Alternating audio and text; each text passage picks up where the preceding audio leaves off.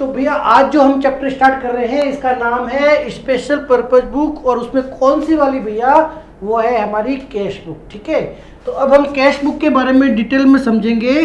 तो अगर cash book को समझें उससे पहले एक बार हम हमारी जर्नी को थोड़ा सा डिटेल में देखते हैं कि अभी तक का जो हमारा अकाउंटिंग का जो प्रोसेस है भैया, उसमें हम कहाँ पे पहुँच गए।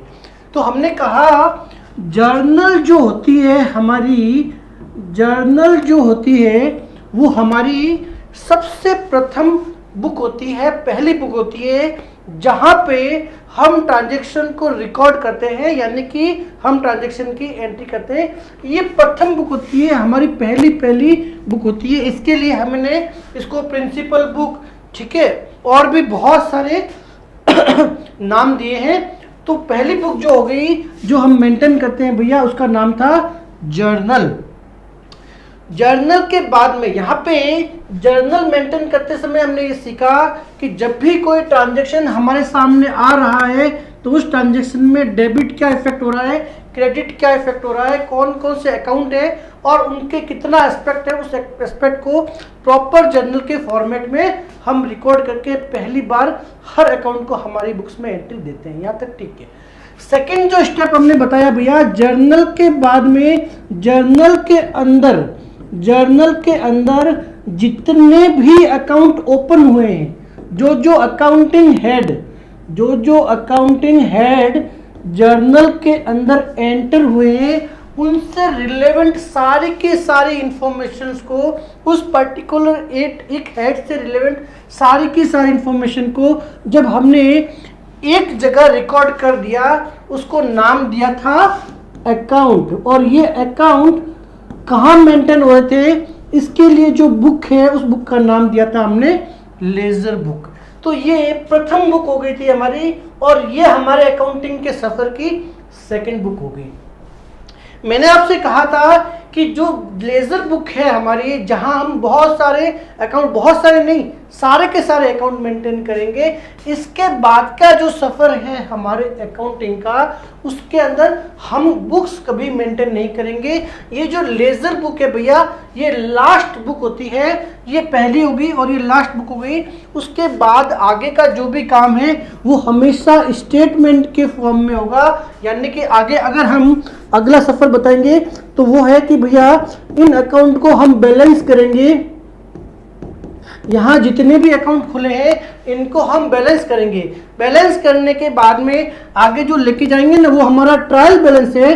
पर ये जो ट्रायल बैलेंस है ना, ये हमेशा स्टेटमेंट के फॉर्मेट में बनता है भैया। इसके लिए कोई सेपरेट बुक की हमें रिक्वायरमेंट नहीं होती है। ठीक है, और ट्रायल बैलेंस बनाने के बाद में जो हमारे फाइनेंशियल स्टेटमेंट बन रहे हैं, अगला जो स्टेप हमने बताया कि भैया हम हमारे फाइनेंशियल स्टेटमेंट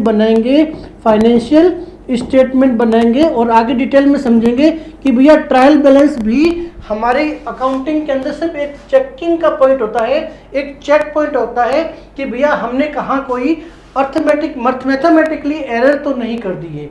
ठीक है ना, तो वो चेक पॉइंट होने के बाद में जो हमारा जो अगला स्टेप बढ़ता है वो फाइनेंशियल स्टेटमेंट होता है, जहाँ पे हम trading, profit and loss account और साथ ही बैलेंस शीट बनाते हैं। बहुत डिटेल में, बहुत सारे चैप्टर हमारे पास है, डिटेल में करेंगे। परंतु बात यह है कि चाहे ट्रायल बैलेंस बने, चाहे फाइनेंशियल स्टेटमेंट बने, ये सारे के सारे स्टेटमेंट के फॉर्मेट में हमारे सामने आएंगे। ये बुक्स नहीं है भैया, ये समराइज फॉर्मेट में हमारे सामने आएंगे। यानी कि हमारा जो अकाउंटिंग का जो सफर है उसमें सिर्फ और सिर्फ दो ही बुक ऐसी होती है, ओनली दो ही बुक होती है जो हमें मेंटेन करना पड़ता है। तो पहली बुक है जिसका नाम है जर्नल, और जो दूसरी बुक है वो है भैया लेजर। अब तो मैंने आपसे कहा कि जो भैया जर्नल की जो बुक है हमारी जर्नल की जो बुक है जो हम मेंटेन करते हैं जर्नल, यहाँ पे सारे के सारे अकाउंट जो हमारी बुक्स में ओपन होते हैं ना, उनको यहाँ पे हम रेस्पेक्टिव एस्पेक्ट जो है उस अकाउंट का, डेबिट या क्रेडिट हम करते हैं। और यहाँ से हम अगला जो सफ़र है हमारा, जो अगली बुक है लेजर बुक, यहाँ पे उस पर्टिकुलर अकाउंटिंग हेड से रिलेवेंट सारी इंफॉर्मेशन को यहाँ पे हम एक जगह पे लिखते हैं और हम अकाउंट्स मेंटेन करते हैं। अब क्या होगा भैया, अब देखिए, तो बात ये है, हमारी आवश्यकता जो होती है वो आविष्कार की जननी होती है, ये आपने बचपन में सुना होगा। हुआ ये कि जैसे मेरा एक छोटा बिजनेस है, मान लीजिए रिटेल बिजनेस है, जहां पर नंबर ऑफ ट्रांजैक्शंस बहुत ज्यादा होते हैं, नंबर ऑफ ट्रांजैक्शंस बहुत ज्यादा होते हैं।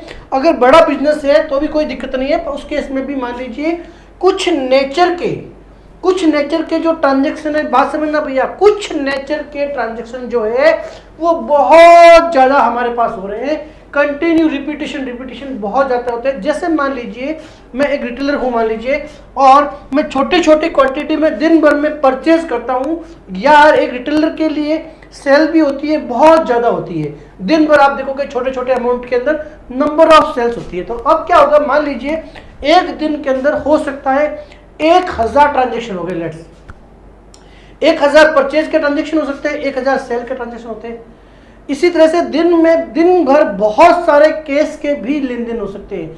तो होगा ये कि जर्नल में जैसे मान लीजिए मैंने माल परचेज किया, तो मैंने एंट्री करी भैया परचेज अकाउंट डेबिट टू, मान लीजिए राम हो या केस, उससे फर्क नहीं पड़ता है, बात समझिए क्या कहना चाहता हूं मैं, ठीक है।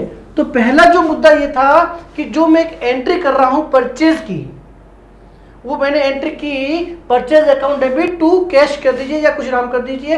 अब ये हुआ कि मैंने पहले क्या करता हूं, पहला स्टेप ये होता है कि यहां मैं एक एंट्री करता हूं, पहला जो स्टेप है मैं यहां एंट्री करता हूं, और फिर परचेज का जो लेजर है भैया, मेरा जो परचेज अकाउंट है उसके अंदर पोस्टिंग करता हूं, ठीक है। इसी तरह से जो मान लीजिए कैश का ट्रांजेक्शन था, तो कैश के अकाउंट में भी पोस्टिंग करता हूं। कहना क्या चाहता हूं भैया, ये देखिए, जहां मैंने ये देखा कि जब मुझे सामान्य परचेज के ट्रांजैक्शन को लिखना था, उस वक्त मैंने एक क्या किया, जर्नल के अंदर एंट्री करी, और इस जर्नल एंट्री की मैंने लेजर में वापस पोस्टिंग की। अब बताइए क्या स्थिति होगी अगर दिन भर में मेरे पास परचेज के 1000 ट्रांजैक्शन हो, 5000 ट्रांजैक्शन हो, तो मेरा वर्कलोड भैया कितना बढ़ जाएगा। मैं कितनी एंट्री परचेज की जर्नल में करूंगा और फिर कितनी बार उसकी लेजर में पोस्टिंग करूंगा। भैया मुझे एक सेपरेट आदमी इस काम के लिए चाहिएगा, जो बहुत ज्यादा मेरा लेबर्स हो जाएगा, नंबर ऑफ वर्क मेरा बहुत बढ़ जाएगा, न जाने कितने आदमी चाहिए। तो होगा क्या, इसी तरह से मान लीजिए मेरा रिटेल का ही काम है, और उस केस में मुझे कैश के ट्रांजेक्शन बहुत ज्यादा होते हैं, बैंक से रिलेवेंट ट्रांजेक्शन्स बहुत ज़्यादा होते हैं, परचेज तो मैं बहुत लिमिटेड कर देता हूं, परंतु दिन भर छोटी मोटी मेरी सेल दिन भर चलती रहती है, दिन में 2000-5000 कस्टमर आते हैं। बात समझना, मैंने कहा आवश्यकता आविष्कार की जननी है। तो मैंने ये देखा कि मैं हर बार एक एंट्री, बार बार एक एंट्री, रिपीटेशन, चाहे परचेज की हो, चाहे सेल्स की हो, चाहे कैश की हो, एक ऐसी एंट्री हो रही है मेरे यहाँ जिसका रिपीटेशन पे रिपीटेशन मैं जर्नल एंट्री करता हूँ, फिर पोस्टिंग करता हूँ, जर्नल एंट्री करता हूँ, फिर पोस्टिंग करता हूँ। क्या कोई इसका अल्टरनेट किया जा सकता है जिससे कि ये जो भेजामारी है, मेरा इतना लेबर काम है, कुछ हद तक सेविंग की जा सके, एटलीस्ट 50-60-70%, 50-60-70% क्या मैं इसको बचा सकता हूं। तो ऐसी स्थिति में हमने जर्नल के सब्स्टिट्यूट के फॉर्म में हमने ये कहा भैया वो जो है ना, वो जर्नल का भी सब्स्टिट्यूट है, और ये जो बुक होगी ना वो लेजर की भी सब्स्टिट्यूट होगी। हमने कहा भैया अल्टीमेटली हो क्या रहा है, आप एक एंट्री डेबिट और क्रेडिट कर रहे हो, फिर जो उसका जो रेस्पेक्टिव अकाउंट है उसमें लेजर पोस्टिंग करते हो। क्यों ना ऐसा कुछ कर लिया जाए कि जब मैंने ये परचेज किया है, मान लीजिए मैंने माल परचेज किया है, बात हम कर रहे हैं कि हमारे पास जो ट्रांजैक्शन है, एक ही नेचर के ट्रांजैक्शंस बहुत ज्यादा हो रहे हैं, तो दिन भर में जब मेरे पास कैश के ट्रांजैक्शन जो है वो बहुत ज्यादा अगर हो रहे हैं, तो मैं क्यों ना ऐसा कुछ करूं कि मैं एक कैश बुक एक अलग मेंटेन कर दूं। मैंने क्या किया, जर्नल के अंदर पहले मैं कैश की एंट्री कर रहा था और फिर लेजर पोस्टिंग कर रहा था। तो मैंने कहा यार ये पर्टिकुलर ऐसा ट्रांजेक्शन है जो बहुत ज़्यादा रिपीट हो रहा है, तो एक काम करता हूँ, ये एक सेपरेट बुक रख लेता हूँ और इस बुक का नाम रख दिया मैंने कैश बुक। और अब कैश से रिलेवेंट जो भी ट्रांजेक्शन है मैं 2 बार रिकॉर्ड करने की जगह यहाँ और वहाँ करूँगा, इसकी जगह मैं डायरेक्टली यहाँ लिख दूँ। इस तरीके से करूँ जिसमें मेरी अकाउंटिंग के प्रिंसिपल भी फॉलो वॉल्यूशन नहीं हो, ठीक है ना। अकाउंटिंग की मेरे जो बेसिक प्रिंसिपल है वो भी वॉल्यूशन नहीं हो और मेरा जो समय है वो भी बच जाए।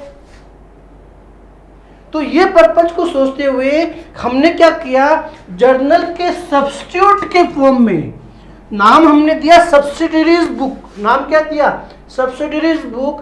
पर्पज क्या था कि भैया आपके बिजनेस के अंदर ये सब्सिडीज बुक कैश बुक हो सकती है, परचेज हो सकती है, सेल्स हो सकती है, परचेज रिटर्न की हो सकती है, सेल्स रिटर्न की हो सकती है।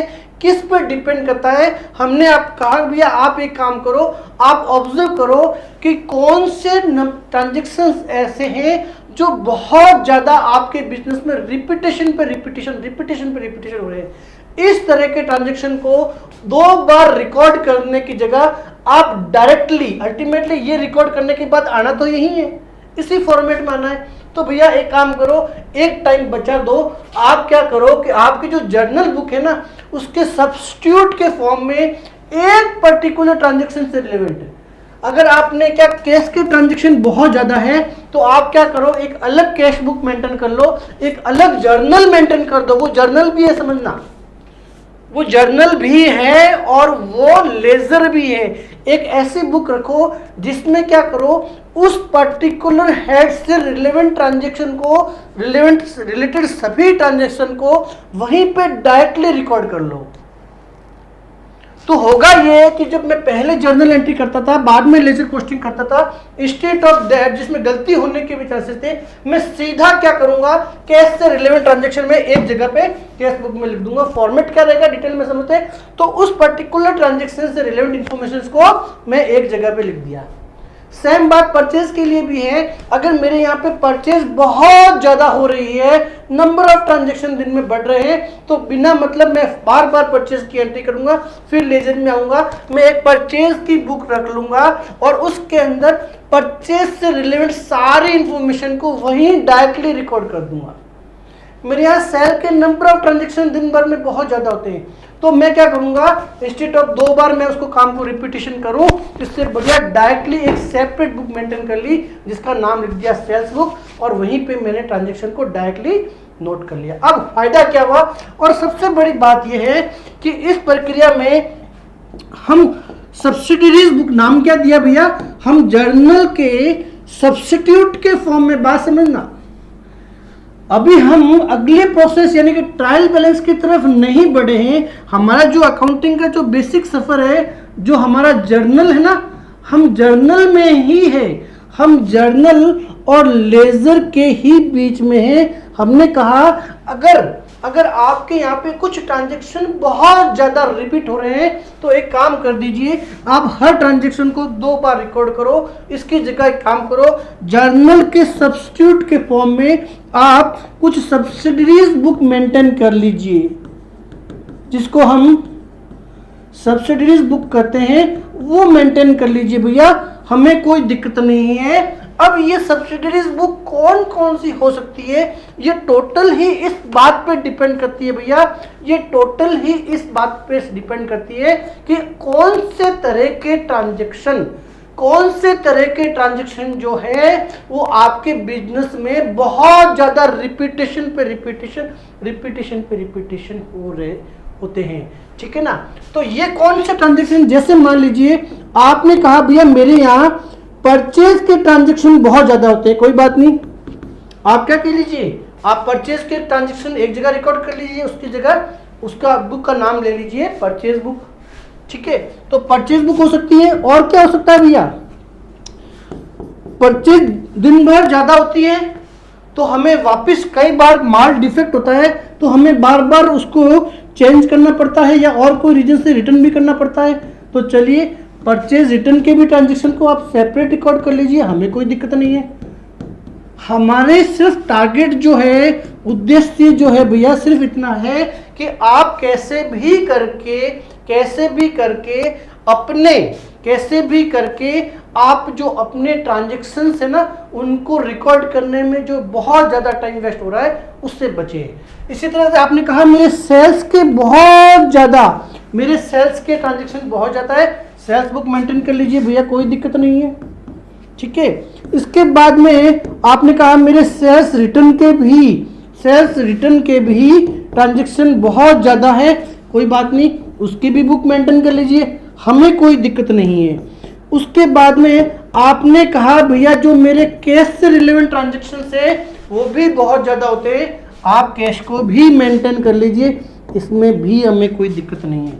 आपने कहा मेरे बिल्स रिसीवेबल और बिल्स पेबल की एंट्रीज बहुत ज़्यादा होती है, ये बिल्स रिसीवेबल्स क्या होते हैं और ये बिल्स पेबल क्या होते हैं भैया, बिल्स रिसीवेबल और बिल्स पेबल क्या होते हैं, इसको डिटेल में समझेंगे। आप कहोगे ये ट्रांजैक्शंस बहुत ज़्यादा होते हैं, उसको भी कर लीजिए। अब एक मुद्दे की बात बताता हूँ, एक बहुत इंपॉर्टेंट बात समझना, ये सब्सिडीज बुक वो होती है जो जर्नल के सब्स्टिट्यूट के फॉर्म में होती है भैया, बात समझना। इनका जो फॉर्मेट होगा, जैसे परचेज बुक है, इसका अपना हम आपको एक फॉर्मेट देंगे, उस फॉर्मेट में आपको मेंटेन करना है, इसका भी एक फॉर्मेट देंगे। तो जर्नल के सब्स्टिट्यूट के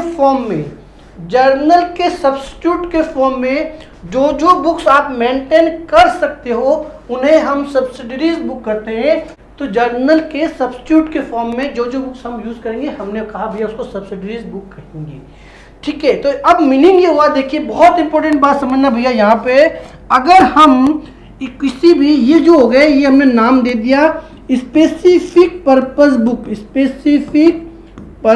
बुक, यानी कि ये ऐसी बुक्स है भैया जो है तो जर्नल का ही पार्ट भैया, परंतु हमने इनको मेंटेन किया है इनके स्पेसिफिक पर्पस के लिए, ठीक है। तो ऐसी स्थिति के अंदर वेरी इंपॉर्टेंट ध्यान रखना, ऐसी स्थिति के अंदर अगर परचेज के ट्रांजैक्शन है तो यहाँ लिखेंगे, सेल्स के ट्रांजैक्शन यहाँ लिखेंगे, इन पर्टिकुलर रिलेवेंट हेड के रिलेटेड ट्रांजैक्शन को हम यहाँ लिखेंगे। पर अब जो होगा रिमेनिंग जो ट्रांजैक्शन हुए हमारे, रिमेनिंग जो ट्रांजैक्शन बच गए, जैसे मशीनरी खरीदी उधार में, मशीनरी अगर उधार में खरीदी, अब ये ऐसा ट्रांजैक्शन है जो अगर मैं यहाँ पे देखूँ परचेज है नहीं, परचेज रिटर्न है नहीं, सेल्स है नहीं, सेल्स रिटर्न है नहीं, कैश है नहीं, BR BAP है नहीं, ऐसी स्थिति के अंदर मशीनरी एक उधार खरीदी, अब इस ट्रांजैक्शन को कहाँ लिखूं? मैंने कहा हमारा जर्नल तो रहेगा ही, तो जब हम सब्सिडीज बुक मेंटेन कर रहे हैं, भैया उस टाइम अगर हमारे रिमेनिंग ट्रांजैक्शन को रिकॉर्ड करने के लिए जो हम जर्नल बनाएंगे, उस जर्नल का हम नाम देंगे जर्नल प्रॉपर। क्या नाम देंगे? Journal proper. उस केस में हम इसको जर्नल प्रॉपर देंगे, यानी कि अगर बुक्स के अंदर, आपकी बुक्स में अगर एक शब्द आया जर्नल प्रॉपर, तो आपके दिमाग में क्लिक होना चाहिए जर्नल प्रॉपर। इट मीन्स बच्चे कुछ ट्रांजैक्शन जो होंगे वो यहां आएंगे और स्पेसिफिक ट्रांजैक्शन जो है वो स्पेसिफिक बुक में जाएंगे, ये क्लिक होना चाहिए। परंतु अगर ये लिखा कि जर्नल है, ओनली सिर्फ जर्नल शब्द है, यानी कि आप समझ लीजिए ये वो जो बिजनेस है इसके अंदर कोई भी स्पेसिफिक बुक्स मेंटेन नहीं की जा रही है, सब्सिडरी बुक मेंटेन नहीं की जाती है। तो क्वेश्चन के लैंग्वेज से आपको बाइफरकेट करना, मैं फिर रिपीट कर रहा हूँ, अगर स्पेसिफिक पर्पस की सब्सिडीज बुक मेंटेन की जाती है तो ऐसी स्थिति के अंदर जो हमारी रिमेनिंग ट्रांजैक्शन है उनको जर्नल प्रॉपर में लिखा जाएगा, और हमारा जो जर्नल प्रॉपर है it's also part of subsidies book.